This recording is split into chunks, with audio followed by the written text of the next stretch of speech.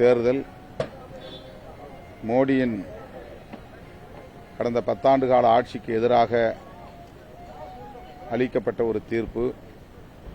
குறிப்பாக இந்திய அரசமைப்பு சட்டத்தை பாதுகாக்க வேண்டும் என்கிற இந்தியா கூட்டணியின்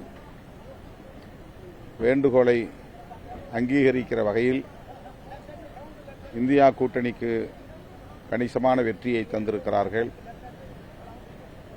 அதே வேளையில் பாரதிய ஜனதாவுக்கும் பாடம் புகட்டியிருக்கிறார்கள். தனி பெரும்பான்மை பெற்று அவர்களால் ஆட்சி அமைக்க முடியாத ஒரு பின்னடைவு பாரதிய ஜனதா கட்சிக்கு ஏற்பட்டிருக்கிறது. இது மோடி அவர்களுக்கும் பாரதிய ஜனதா கட்சிக்கும் எதிராக மக்கள் அளித்துள்ள தீர்ப்பு. எனவே அவர் பதவியிலே நீடிப்பது பொருத்தமானதில்லை என்றாலும் இந்தியா கூட்டணி இதை கவனித்துக் கொண்டிருக்கும். உரிய நேரத்தில் சூழல்களுக்கு ஏற்ப உரிய முடிவுகளை எடுப்போம் என்று அனைத்து தலைவர்களும் ஒருமித்த முடிவை எடுத்திருக்கிறோம். அதனை இப்போது மல்லிகார்ஜுன் கார்கே அவர்கள் அதிகாரப்பூர்வமாக அறிவித்திருக்கிறார். எதிர்க்கட்சி அணியில எதிர்க்கட்சியா செயல்படுவது அப்படின்ற ஒரு முடிவு எடுக்கப்பட்டதா இன்னைக்கு நடந்த கூட்டத்தில்? ஆட்சி அமைக்க நாம முயற்சி மேற்கொள்ளப்படவில்லை அப்படின்ற ஒரு முடிவும் இந்தியா கூட்டணியின் சார்பிலே ஆட்சி அமைப்பதற்கான எந்த முகாந்திரமும் இல்லை.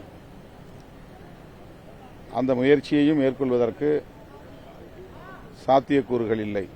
ஆகவே அதை பற்றி பெரிதாக யாரும் கருத்துக்களை பகிர்ந்து கொள்ளவில்லை. ஆனால் மக்கள் அளித்த தீர்ப்பு மோடி அவர்களுக்கு எதிராக, பாஜகவுக்கு எதிராக இருக்கிறது.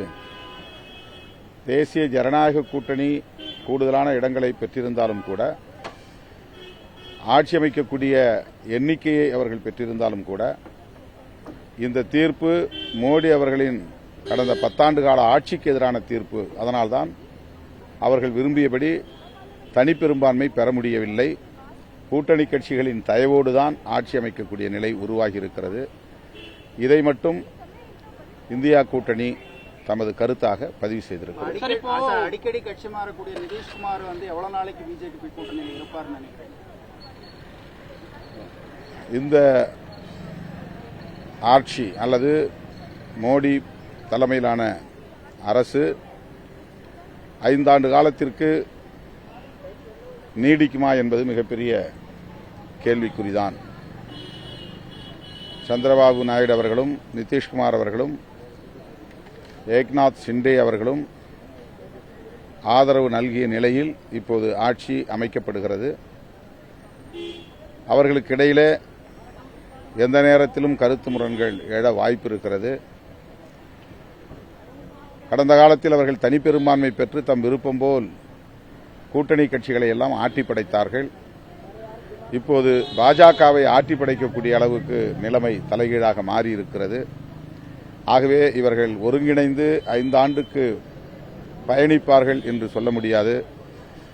நிலையான ஒரு அரசை 5 ஆண்டு காலத்திற்கு இவர்களால் வழங்க முடியும் என்றும் உறுதியாக கூற முடியாது. இவ்வாறான சூழலில்தான் இந்தியா கூட்டணி கட்சிகள் அமைதியாக இவற்றையெல்லாம் கவனிக்கும், உரிய நேரத்தில் உரிய முடிவுகளை எடுக்கும். அரசியல் சாசன மாண்புகளை காப்பாற்றும் கட்சிகளுக்கு நாங்கள் திறந்த மனதுடன் அழைப்பு விடுக்கிறோம்னு மல்லிகார்ஜுன கார்கே சொல்லியிருக்காரு. அப்படின்னா கூட்டணி இன்னும் விரிவாகிறதுக்கோ இல்ல இப்ப கூட்டணியில் இடம்பெறாதவங்க வரும் பட்சத்தில் அதை ஏற்றுக்கொள்றதுக்கு எல்லா கூட்டணி கட்சியினரும் தயாரான மனநிலையில் இருக்கீங்களா? அது குறிப்பா விடுதலை சிறுத்தைகள் தயாரான மனநிலையில் இருக்கிறாங்களா? இதனை நான் தேர்தல் முடிவு அறிவிக்கப்பட்ட உடனேயே சிதம்பரம் தொகுதியின் வாக்கு எண்ணிக்கை மையத்தின் வாசலில் இருந்தே இந்த அறைகூவலை தனிப்பட்ட முறையிலே விடுதலை சிறுத்தைகளின் சார்பிலே விடுத்திருக்கிறேன்.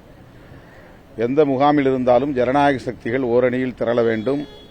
குறிப்பாக சந்திரபாபு நாயுடு அவர்களும் நிதிஷ்குமார் அவர்களும் ஏக்நாத் ஷிண்டே அவர்களும் கூட தங்கள் நிலைப்பாட்டை மறுபரிசீலனை செய்ய வேண்டும்.